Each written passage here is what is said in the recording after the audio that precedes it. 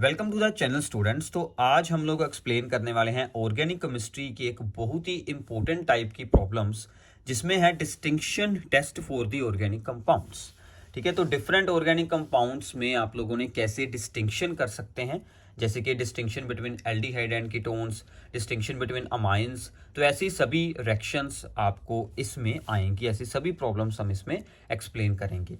तो इसको स्टार्ट करते हैं। ये आपके बोर्ड एग्जाम के लिए, नीट एग्जाम के लिए, JEE एग्जाम के लिए, सबके लिए ही बहुत ही इंपॉर्टेंट रहने वाली है वीडियो।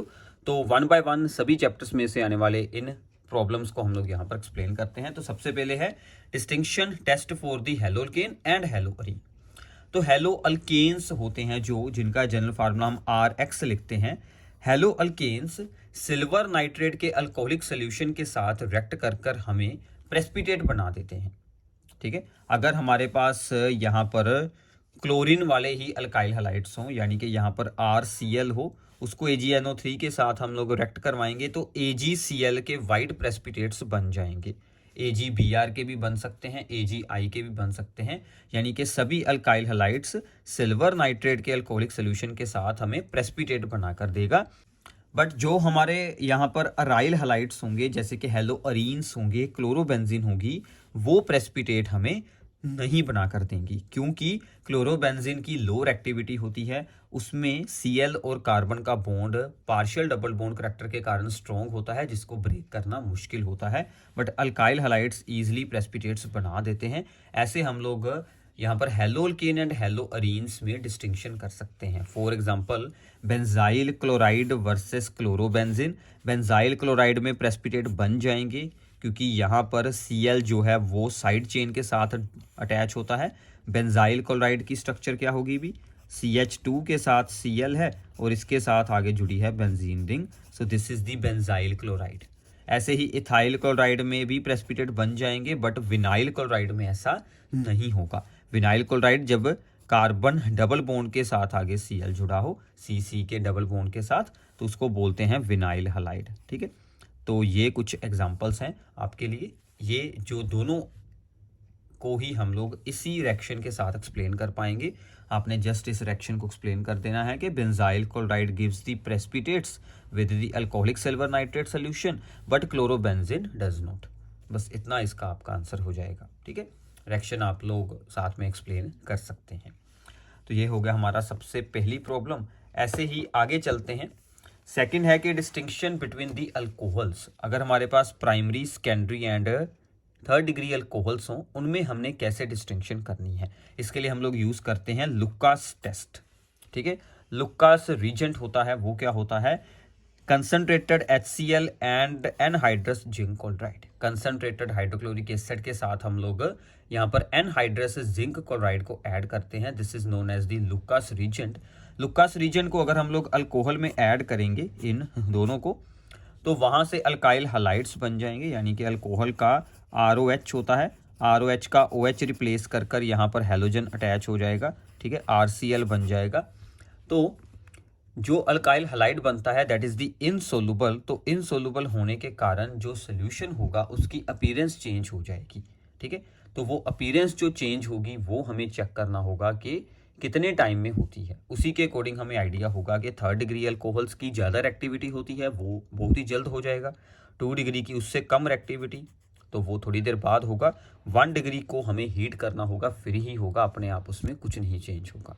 ठीक है, डिपेंडिंग अपॉन देयर एक्टिविटी। तो हमें क्या ऑब्जर्वेशंस वहाँ पर मिलती हैं कि इफ़ दी टर्बिडिटी यानी कि cloudiness in the solution appears immediately, then we have the third degree alcohol.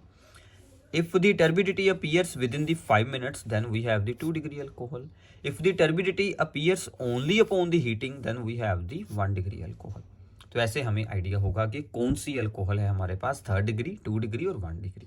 ठीक है, फॉर एग्जांपल आपको आ सकती है कुछ ऐसी प्रॉब्लम कि give a simple chemical test to distinguish between the propanol and the 2-methyl propan-2-ol. Propanol is the 1 degree alcohol which show no cloudiness with the Lucas reagent, and 2-methyl propan-2-ol is the third degree alcohol which shows the cloudiness with the Lucas reagent. तो ऐसे आप लोग इनमें distinction कर सकते हैं। ठीक है, अगर पूरा रूल ना याद हो तो ये मैंने आपके लिए प्रॉब्लम्स भी बनाई हैं, इनसे आपको अंडरस्टैंडिंग हो जाएगी कि आपको इसमें से कैसी प्रॉब्लम आने वाली है। क्लियर है अभी? ओके, तो आगे चलते हैं। Distinction between alcohol and phenol. अगर अल्कोहल वर्सेस फिनोल आ जाए तो हमारे पास बहुत सारी रिएक्शंस हैं, जिनमें से आपने कोई भी एक रिएक्शन को एक्सप्लेन कर देना है। जैसे कि सबसे पहला है ब्रोमीन वाटर टेस्ट। क्या होता है कि phenol react with the bromine water यानी कि aqueous bromine to give white precipitates of the 2,4,6 tribromophenol. तो ये this is the phenol, bromine water के साथ इसकी रिएक्शन करवाएंगे, दोनों ऑर्थो एंड पैरा पोजीशन पर हमारा बियर अटैच होगा, so this gives the white precipitate. But alcohols में ऐसा कुछ नहीं होता, तो ऐसे भी आप लोग अल्कोहल एंड फिनोल की डिस्टिंक्शन कर सकते हैं।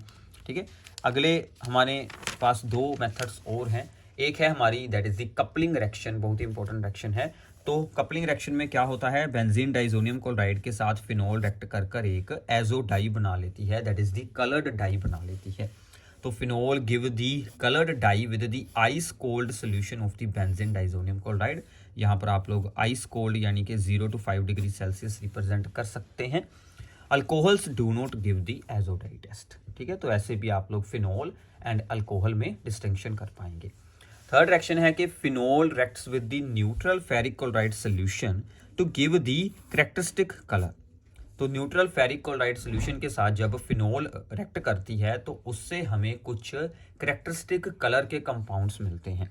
जैसे कि फिनोल रिएक्ट करेगी फेरिक क्लोराइड के साथ तो वहाँ से हमें मिलेगा वॉयलेट कलर का सोल्यूशन, बट अल्कोहल्स में ऐसा कुछ नहीं होता। ठीक है, तो फिनोल बनाती है यहाँ पर कलर्ड सोल्यूशन।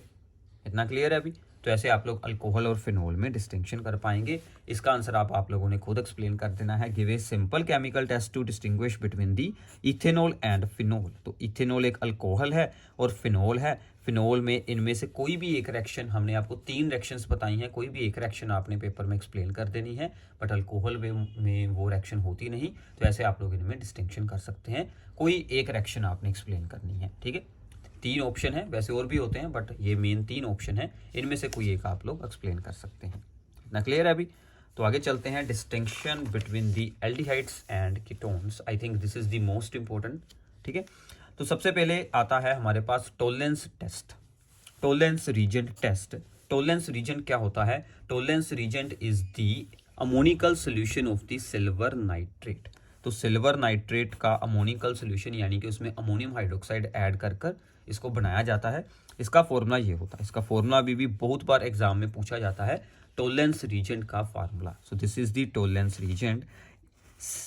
यहाँ पर सिल्वर और अमोनिया का एक कॉम्प्लेक्स बन जाता है, सिल्वर के साथ 2 जुड़े हैं अमोनिया, स्क्वायर ब्रैकेट यानी कि ये एक हमारे पास कॉम्प्लेक्स है, ऊपर है पॉजिटिव चार्ज, साथ में है OH नेगेटिव।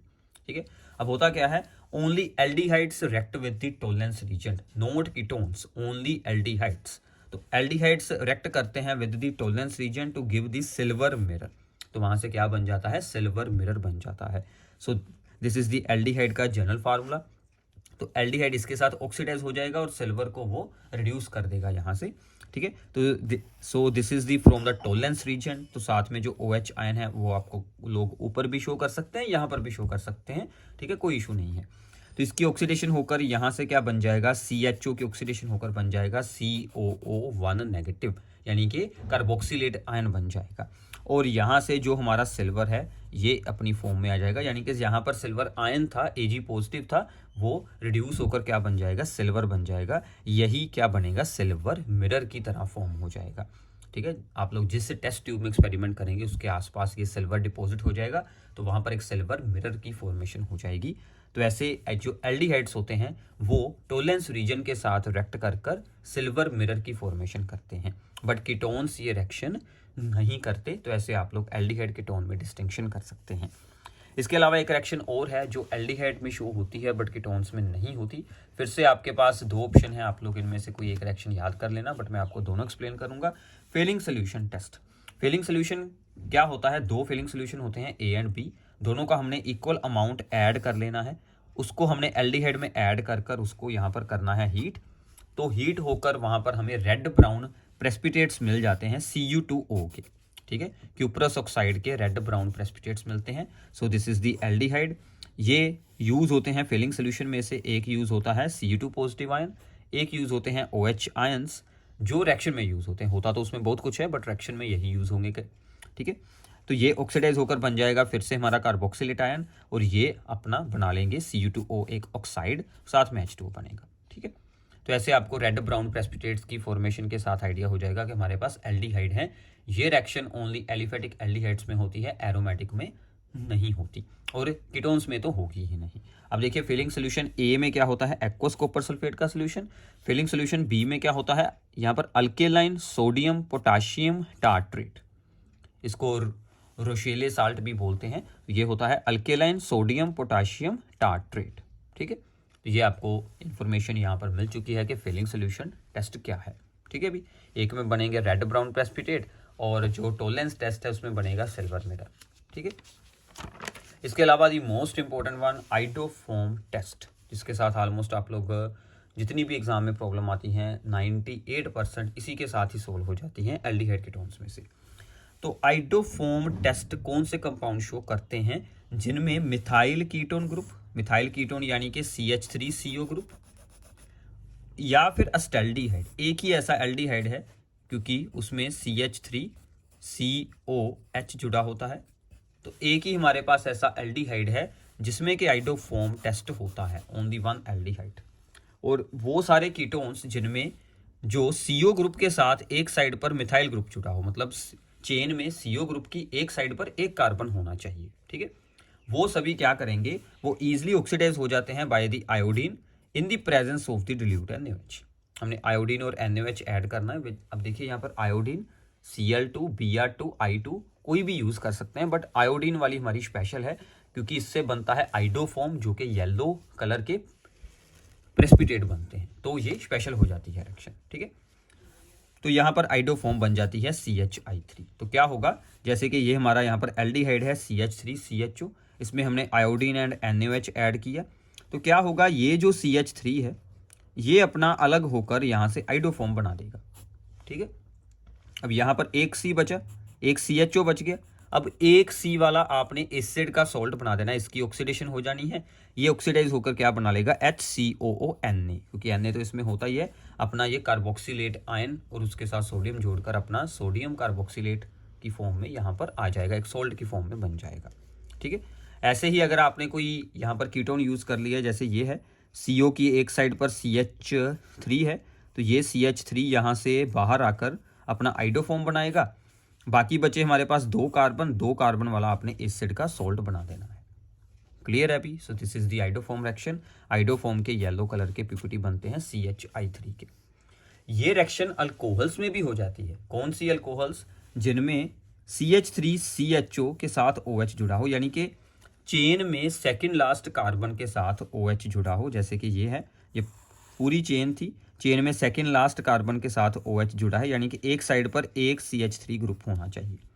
अब ये CH3 यहाँ से रिमूव होकर अपना यहाँ पर आइडोफॉर्म बनाएगा, और बाकी ये 1 2 3 4 कार्बन वाली चेन का यहाँ पर एसिड सोल्ट बना दो, मतलब इसकी ऑक्सीडेशन कर दो, ये ऑक्सीडाइज होकर पूरा क्या बना लेगा, COONa। ठीक है। तो ऐसे अल्कोहल्स में भी ये रिएक्शन होती है। सिंपल है, क्योंकि अल्कोहल को ऑक्सीडाइज करेंगे, वहाँ से हमें एल्डिहाइड कीटोन मिल जाते हैं, फिर वो आगे इसके साथ ऑक्सीडाइज होकर यहाँ से ब्रेक होकर आइडोफॉर्म अलग बना देगा। ठीक है। तो ऐसे आप लोग पेंटेन 2-ओल एंड पेंटेन 3-ओल में भी डिस्टिंक्शन कर सकते हैं, मतलब अल्कोहल्स में भी डिस्टिंक्शन कर सकते हैं इसको यूज़ कर। क्लियर है अभी। ठीक है। सुन लीजिए ध्यान से, इतना कुछ मुश्किल नहीं है। इसकी एग्जांपल्स करते हैं थोड़ी बहुत, आपको आइडिया हो जाएगा। कोई भी एक रिएक्शन आपने यहाँ पर एक्सप्लेन कर देनी है। जैसे ये कुछ एग्जांपल्स हैं। Give a simple chemical test to distinguish between the ethanol and propanol. अब देखो, ये भी एल्डिहाइड है, ये भी एल्डिहाइड है, तो हमारी सबसे पहली प्रॉब्लम है एल्डिहाइड वर्सेस एल्डिहाइड। ठीक है। सो इथेनॉल वर्सेस प्रोपेनॉल। ठीक है। अब देखो, दोनों की अगर मैं स्ट्रक्चर बनाऊं तो ethanol is this one and propanol is this one. तो मैंने आपको बताया था कि only ethanol is the, so यहाँ पर ethanol is the only aldehyde that gives the iodoform test. क्योंकि अगर हम लोग यूज करते हैं टोलेंस या फिर फिलिंग सोल्यूशन, वो तो एल्डिहाइड में होता है, वो तो इसमें भी हो जाएगा, इसमें भी हो जाएगा, दोनों एल्डिहाइड हैं। तो ऑप्शन क्या बचता है, ओनली आइडोफॉर्म टेस्ट। तो आइडोफॉर्म सिर्फ इसमें होगा, इसमें नहीं होगा। तो हम लोग यहाँ पर क्या एक्सप्लेन करेंगे कि ethanol gives the iodoform test ethanol gives iodoform test, ठीक है, but propanal do not, propanal do not. अब रिएक्शन एक्सप्लेन करने की मुझे दोबारा से ज़रूरत नहीं है क्योंकि मैंने इथेनॉल की ऑलरेडी आपको रिएक्शन यहाँ पर बताई है। So this is the ethanol. तो आपने सेम रिएक्शन नीचे लिख देनी है, थ्योरी भी आप लोग यहीं ऊपर से लिख सकते हैं कि इथेनॉल इज, आप लोग यहाँ पर एक्सप्लेन कर देना, ethanol is easily oxidised by the iodine in the presence of dilute NaOH to give the iodoform. तो नीचे ये रिएक्शन लिखना, बट प्रोपेनॉल डज नॉट। तो ऐसे आप लोग इसे एक्सप्लेन कर पाएंगे। क्लियर है? अभी अंडरस्टैंडिंग हो रही है? ठीक है, चलो। ऐसे ही अगर हम इसका बी पार्ट चेक करें तो बी पार्ट है बेंजल्डिहाइड एंड एसीटोफिनोन। अब देखो बेंजल्डिहाइड एक एल्डिहाइड है, एसीटोफिनोन एक कीटोन है।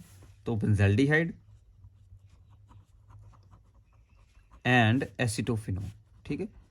मैं आपको सिर्फ इनकी स्ट्रक्चर्स एक्सप्लेन कर रहा हूँ क्योंकि रिएक्शंस हमने ऑलरेडी एक्सप्लेन कर दी हैं।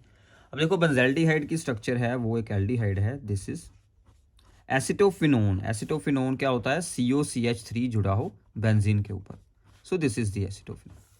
अब यहाँ पर आप लोग दो रिएक्शंस एक्सप्लेन कर पाएंगे। आपके पास दो ऑप्शन है। बेंजल्डिहाइड में एल्डिहाइड वाली होगी, ये एक कीटोन है, तो ये एल्डिहाइड वाला क्या शो करेगा?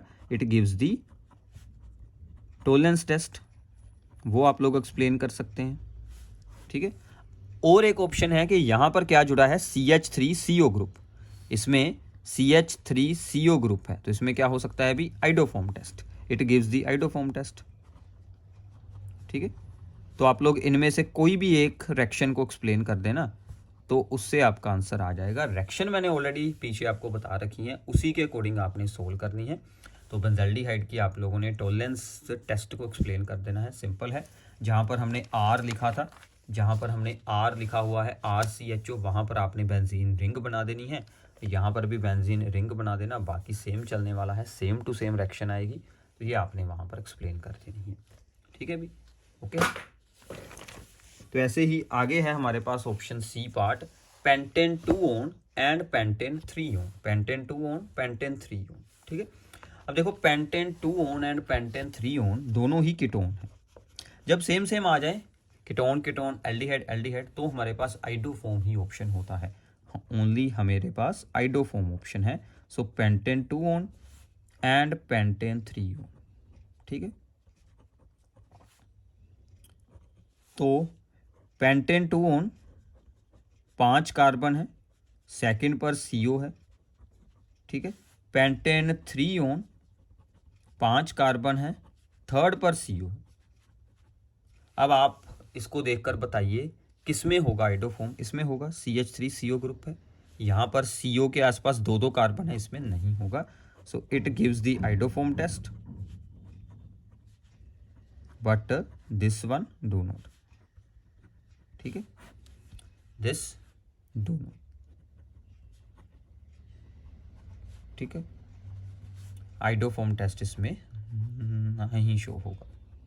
ऐसे आप लोग अब इसकी रिएक्शन एक्सप्लेन कर देना भी, आइडोफॉर्म वाली इसको उतार देना यहाँ से, तो इसका बना देना आइडोफॉर्म, यहाँ पर एक आपने बना देना है COONA, बाकी सेम चलना है, ठीक है। तो मैंने आपको आइडोफॉर्म की रिएक्शन यहाँ पर शो की हुई है, जैसे हमने यहाँ पर किया था। इसको उतार कर इसका क्या बना दिया हमने? आइडोफॉर्म, और इसके 2 कार्बन वाला एसिड सॉल्ट बना देना है, क्लियर है। तो ऐसे आपने सिमिलर इसकी रिएक्शन को चलाना है। तो ऐसे आप इनमें डिस्टिंक्शन कर सकते हैं। ये थी एल्डिहाइड वर्सेस एल्डिहाइड। ये एल्डिहाइड वर्सेस कीटोन आ जाए तो सिंपल है, आप लोग सीधा ही टॉलरेंस रीजन को एक्सप्लेन कर दें। ये है हमारी ketone versus ketone, same same compound में only option is the iodoform. अलग अलग में हमारे पास दो ऑप्शन है, टॉलरेंस या फिर फेलिंग सोल्यूशन, और कई बार वहाँ पर आइडोफॉर्म भी अप्लाई हो सकता है, क्लियर है। चलो, ऐसे ही कुछ प्रैक्टिस के लिए आपके और प्रॉब्लम है, इनके आंसर आप लोगों ने अब खुद करने हैं। नीचे बताइएगा कि इनमें से कौन सा कंपाउंड कौन सी रिएक्शन को शो करेगा, ताकि आपको भी इसकी प्रैक्टिस हो जाए, ओके। अभी चलो, तो आगे चलते हैं कि distinction of the carboxylic acid from the other compounds, जैसे कि एल्डिहाइड, ईस्टर्स, या फिर एल्डिहाइड्स, एस्टर्स और फिनोल, ठीक है। अब देखो, जो कार्बोक्सिलिक एसिड हैं, कार्बोक्सिलिक एसिड में क्या होता है? सोडियम बाइकार्बोनेट के साथ रिएक्शन कर कर कार्बन डाइऑक्साइड गैस रिलीज करते हैं, यही उनकी खासियत है। अगर आपको आ जाए बेंजल्डिहाइड वर्सेस बेंजोइक एसिड, तो हम लोग क्या बताएंगे कि जो बेंजोइक एसिड होता है वो एक कार्बोक्सिलिक एसिड है, वो सोडियम बाइकार्बोनेट के साथ रिएक्ट कर कर CO2 गैस बनाता है। सो this is the benzoic acid. C6H5 is the benzene ring, उसके साथ जुड़ा है COOH। वो सोडियम बाइकार्बोनेट के साथ रिएक्ट कर कर अपना तो बना लेगा सोल्ट और साथ में बनाएगा CO2 गैस। ठीक है, तो ये जो CO2 होती है इसकी वहाँ पर एफरसेंस आती है, इससे हमें आइडिया हो जाता है कि कोई गैस रिलीज हो रही है। तो ऐसे आप लोग कार्बोक्सिलिक एसिड्स की डिटेक्शन कर सकते हैं। बट बेंजोइक एसिड में तो हो जाएगी, बट बेंजल्डिहाइड में ऐसा कुछ नहीं होगा, या फिर इथाइल बेंजोएट में ऐसा कुछ नहीं होगा, या फिर आपकी फिनोल में ऐसा कुछ नहीं होगा। तो benzoic acid versus ethyl benzoate, benzoic acid versus phenol, या फिर बेंजोइक एसिड वर्सेस बेंजल्डिहाइड, सभी में सेम रिएक्शन बतानी है कि benzoic acid give the sodium bicarbonate test but other compounds do not. ठीक है, इथाइल बेंजोएट क्या होता है अभी, ये COO के साथ C2H5 यानी कि इथाइल ग्रुप ला दें, बेंजीन रिंग, मतलब बेंजीन का हाइड्रोजन हटाकर हमने वहाँ पर C2H5 अटैच कर दिया है। सो this is the ethyl benzoate, एक एस्टर है। ठीक है, ये भी हो जाएगा, ये तो बहुत ही सिंपल था। ठीक है, तो आगे चलते हैं। आगे एक थोड़ी सी स्पेशल प्रॉब्लम है कि जब दो कार्बोक्सिलिक एसिड आ जाए, एक है हमारे पास फॉर्मिक एसिड यानी कि मिथनोइक एसिड, एक है हमारा इथनोइक एसिड यानी कि एसिटिक एसिड। अब देखिए, जो एक कार्बन वाला फॉर्मिक एसिड है, इसकी अगर मैं स्ट्रक्चर बनाऊं तो वो कुछ इस तरह की स्ट्रक्चर है।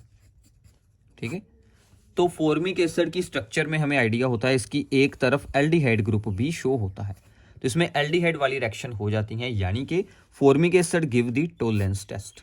ठीक है, तो टोलेंस रीजन वाली रिएक्शन एक्सप्लेन कर देनी है। This is the formic acid, this is the our Tollens reagent. इसको वार्म करेंगे, यहाँ से बन जाएगा सिल्वर मिरर, साथ में CO2 ammonia and ammonium hydroxide. अब देखो भी, बहुत सारे बच्चों को क्या प्रॉब्लम रहती है कि यार इतना कुछ याद नहीं हो पाता कि क्या क्या एक्स्ट्रा प्रोडक्ट्स बनते हैं। तो ये हमें जब याद ना हो तो हमारे पास कुछ शॉर्टकट क्या है। अब देखो, आपने क्या करना है, टोलेंस रीजेंट को आपने एरो के ऊपर उतार देना है। ठीक है, मैं आपको यहाँ पर सोल्व कर देता हूँ, तो आप इसे शॉर्ट में कैसे एक्सप्लेन कर सकते हैं। ठीक है, तो हम लोग क्या करेंगे, ये हमारा था मेन कंपाउंड, तो हम लोग एरो के ऊपर क्या लिख देंगे, हमारा टोलेंस रीजन का फार्मूला। अगर फार्मूला भी नहीं याद है तो आप लोग ऐसे स्पेलिंग में लिख दें, टोलेंस रीजन। ठीक है, अब देखो सामने हमारे दो मेन प्रोडक्ट हैं। दो मेन कौन से प्रोडक्ट हैं, सिल्वर और CO2। हमने सिर्फ वो दोनों यहाँ पर लिख देने हैं। ठीक है, तो इनको आपने थोड़ा सा बैलेंस कर सकते हैं, अदरवाइज ऐसे भी आप लोग इसे छोड़ सकते हैं। तो ये आपके मेन जो होंगे, दो जो आपके मेन प्रोडक्ट बनते हैं, जिससे हमें आइडिया होता है कि क्या रिएक्शन हो रही है, वो आप लोग ऐसे भी रिप्रेजेंट कर सकते हैं। अगर ना आए तो ऐसे भी अच्छा है, अगर हो सके तो ये आपने प्रॉपर रिएक्शन को याद कर लेना है।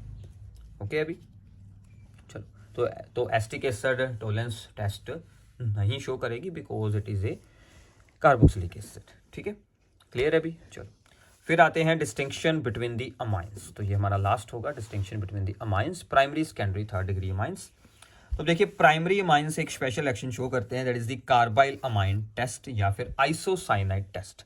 तो क्या होता है, ये रेक्ट करवाते हैं हम इन्हें अल्कोहलिक KOH एंड क्लोरोफॉर्म के साथ, जिसको बाद में हीट करेंगे तो हमें एक फाउल स्मेलिंग यानी कि ऑफेंसिव ओडर आना शुरू हो जाता है। किस चीज़ का होता है वो, क्योंकि वहाँ पर आइसोसाइनाइड बनते हैं। तो कोई भी प्राइमरी अमाइन हो, जैसे हमने यहाँ पर एक्शन को ठीक है सिंप्लीफाई कर दिया, जो हमने ऐड किया वो एरो के ऊपर लिख दिया, तो हमने कोई बाय प्रोडक्ट नहीं शो किया, सिर्फ अपना मेन प्रोडक्ट शो कर रहे हैं। ये हमारा प्राइमरी अमाइन है। ठीक है, प्राइमरी अमाइन चाहे एलिफेटिक हो चाहे एरोमेटिक यानी कि एनिलीन भी हो सकती है। इसमें क्लोरोफॉर्म CHCl3, अल्कोहलिक KOH, तो यहाँ से आइसोसाइनाइड RNC या फिर एरोमेटिक के साथ NC, ये हमारे यहाँ पर फॉर्म होते हैं, ये बन जाते हैं। इनकी फाउल स्मेल होती है, ऑफेंसिव ऑर्डर होता है, जिससे हमें आइडिया हो जाता है कि ये चीज़ बन चुकी है। ठीक है, तो ऐसे प्राइमरी माइंस की डिटेक्शन होती है। सेकेंडरी और थर्ड डिग्री में ये रिएक्शन नहीं शो होती, तो ओनली प्राइमरी माइन से शो करते हैं। तो मतलब अगर आपको कोई भी डिस्टिंक्शन आ जाए जिसमें कि एक तरफ हो प्राइमरी वर्सेस सेकेंडरी या फिर प्राइमरी वर्सेस हो थर्ड डिग्री, जैसे कि ये CH3NH2 वर्सेस CH3 2NH, ये 2 डिग्री है, ये वाला 1 डिग्री है, तो इसमें रिएक्शन हो जाएगी।